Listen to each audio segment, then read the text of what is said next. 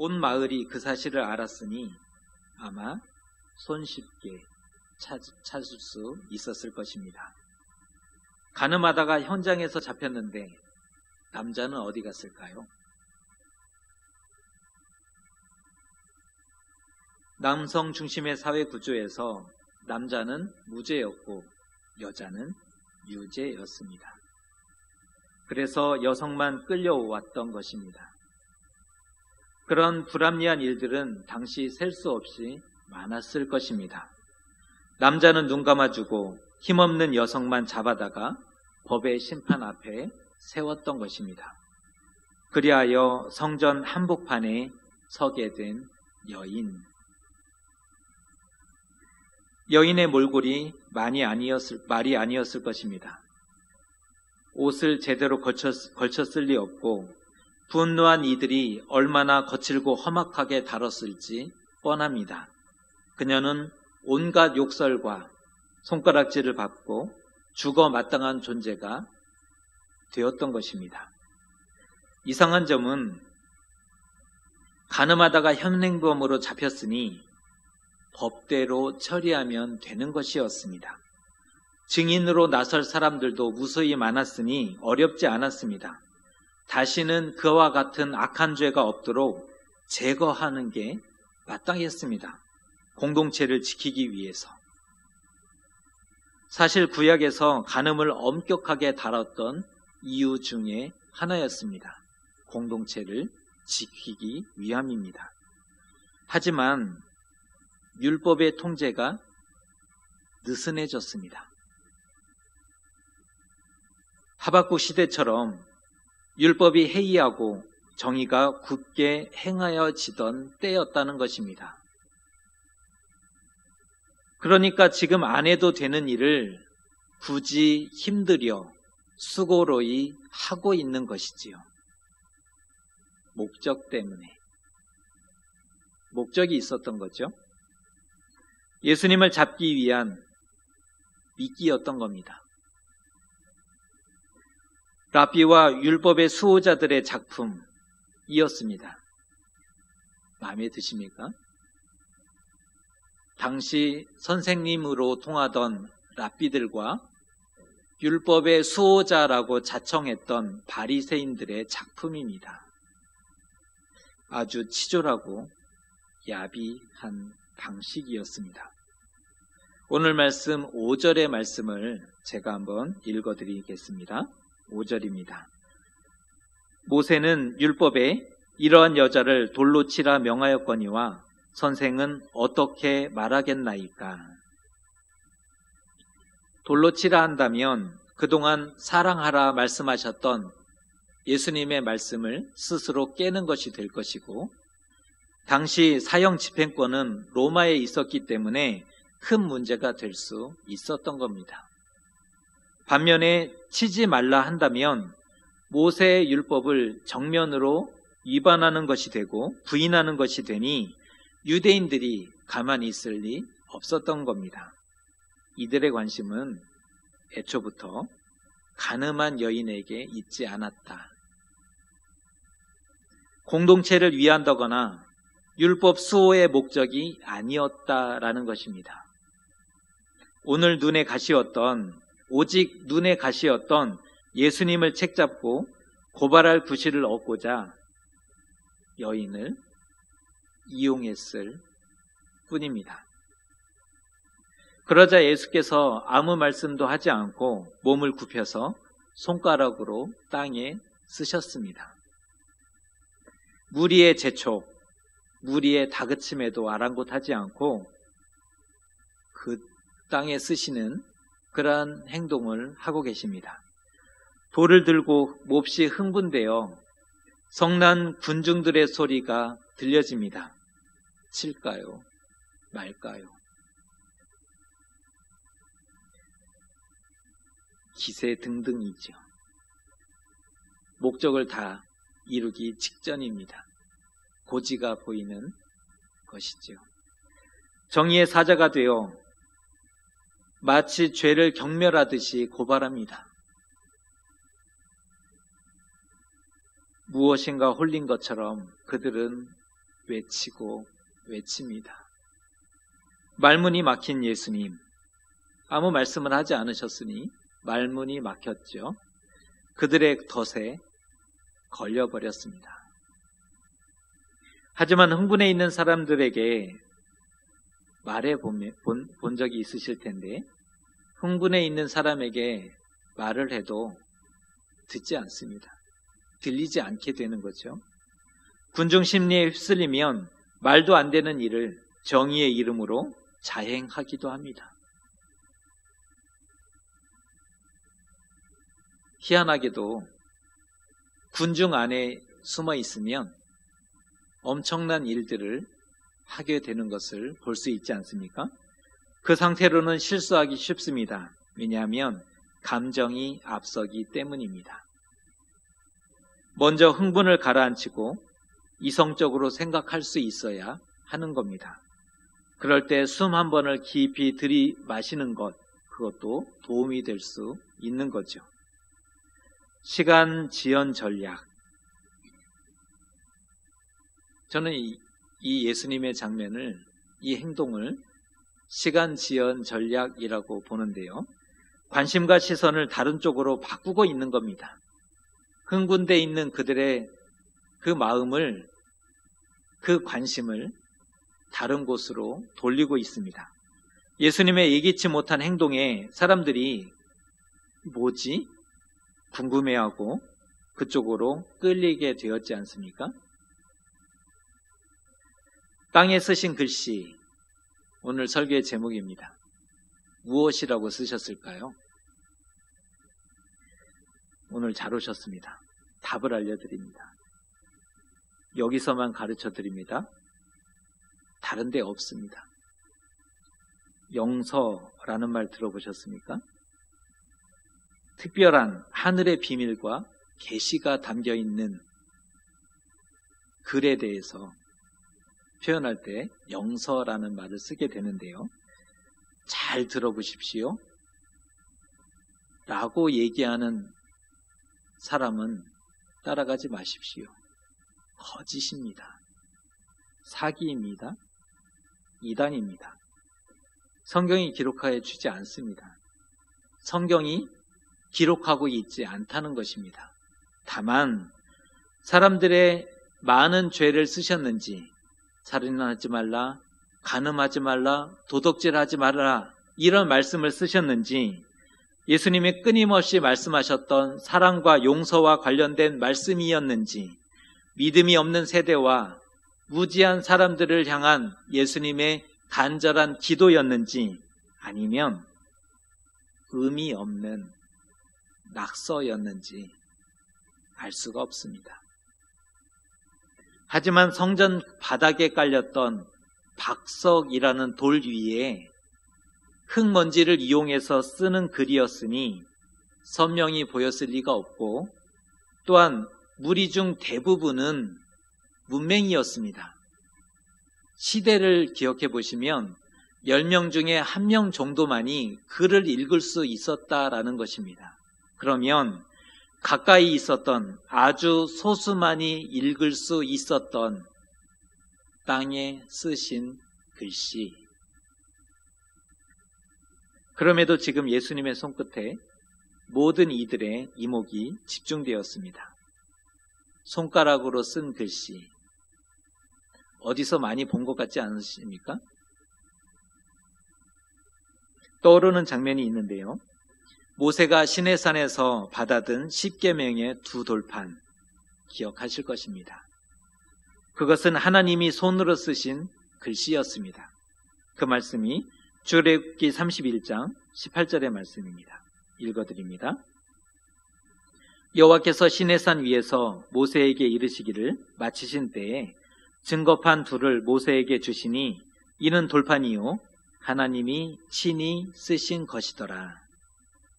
하나님이 이스라엘을 위해서 쓰신 글씨였습니다. 하나님이 자기 백성이었던 하나님의 백성을 위해서 친히 쓰셨던 10계명이었습니다. 그것은 이스라엘을 살게 하는 글씨였습니다. 10계명은 하나님이 쓰셔서 주셨던 십계명은 이스라엘을 살게 해 주셨던 글씨였습니다. 그리고 오늘 예수님이 땅에 쓰신 글씨, 비록 내용은 알 수 없지만 분명한 것은 예수님이 쓰신 글씨 역시 생명을 살리는 글씨가 되었다라는 것입니다. 계속된 재촉에 예수님이 일어나셔서 말씀하십니다. 너희 중에 죄 없는 자가 먼저 돌로 치라. 너희 중에 죄 없는 자가 먼저 돌로 치라.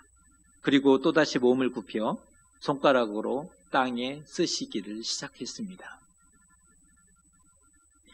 순간 시간이 멈췄고 긴 침묵이 흐르게 됩니다.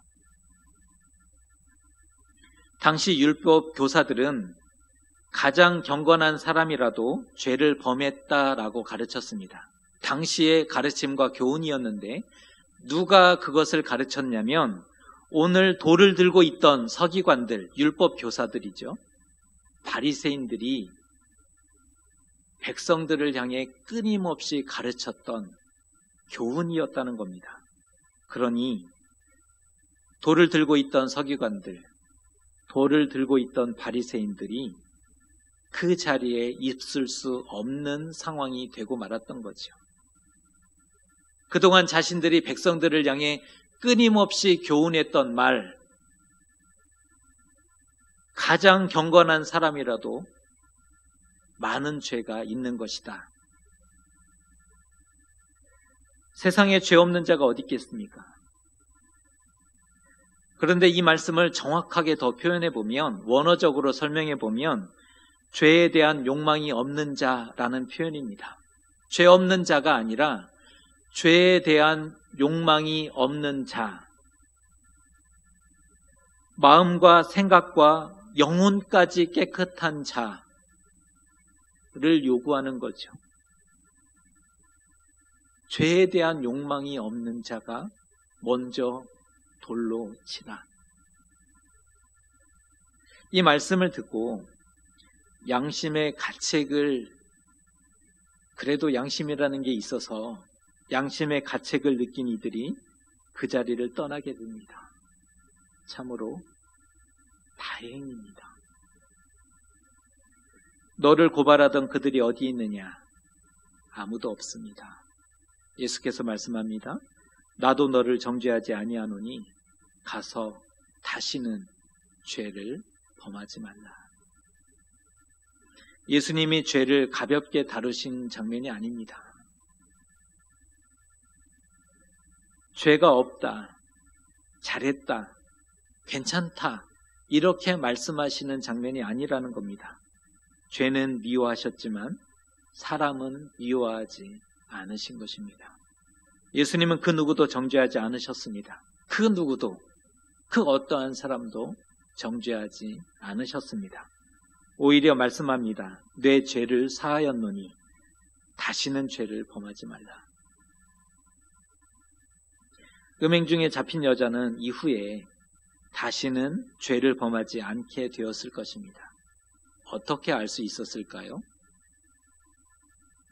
마음도 없는데 눈앞의 위기를 면하려고 연기했다면, 그 마음에 감동도 없고 그 마음에 뉘우침이 없는데 이 위기를 모면하기 위해서 연기했다면 결코 예수님의 용서를 받지 못했을 것입니다.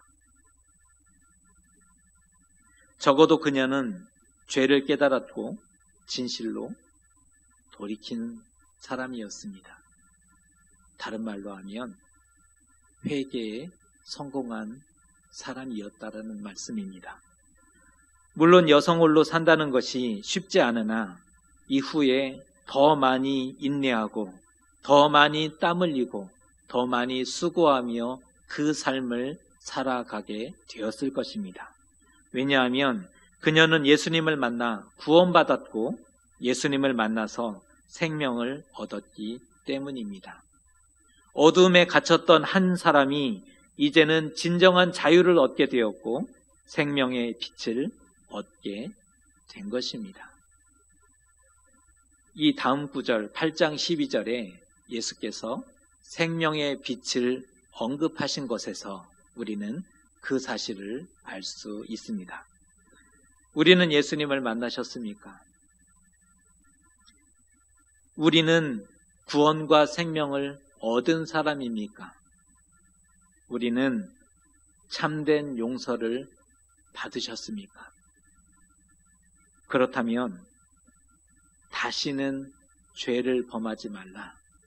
이 말씀이 우리의 말씀이 되어야 하는 것입니다.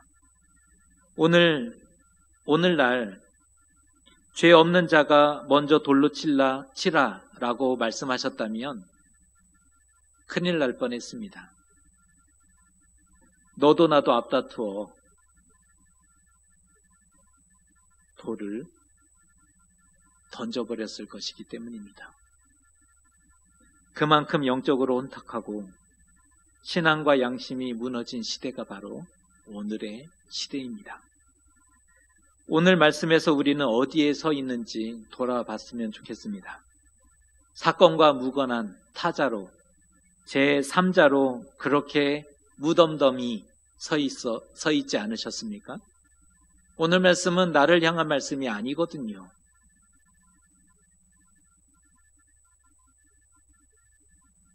오늘 사건과 전혀 무관한 사람이거든요. 제3자로 그렇게 바라보고 있었지 않습니까? 그녀의 일일 뿐 나와 상관없는 일이었지 않습니까? 적어도 현행범으로 붙잡히지 않았기 때문입니다. 이 여인은 현행범으로 잡힌 아주 나쁜 죽어 마땅할 사람이지만 우리는 현행범으로 붙잡히지 않았던 것이지요. 그래서 죄의 심각성도 없었고 죄에 대한 비참함에 대해서 생각하지도 못했을 뿐 아니라 영적인 긴장감도 없었습니다. 사실 그렇게 큰 죄인이라고 생각하지도 않고 있습니다.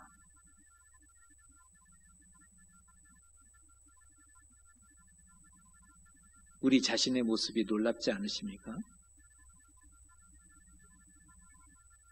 우리 자신의 모습이 정말 놀랍지 않으십니까? 우리는 우리 자신을 잘못 보고 있습니다. 단지 그녀는 죄가 드러났기에 문제가 되었을 뿐이고 우리는 깊이 감추었기에 드러나지 않았을 뿐입니다. 그 차이만 있을 따름이죠. 사실은 여인이 맛본 용서와 자비는 우리에게 가장 필요한 용서와 자비인 것입니다. 죄는 우리를 고통과 죽음으로 안내합니다. 하지만 용서와 자비는 생명과 빛으로 인도합니다. 예수님은 우리를 정죄하지 않으실 것입니다.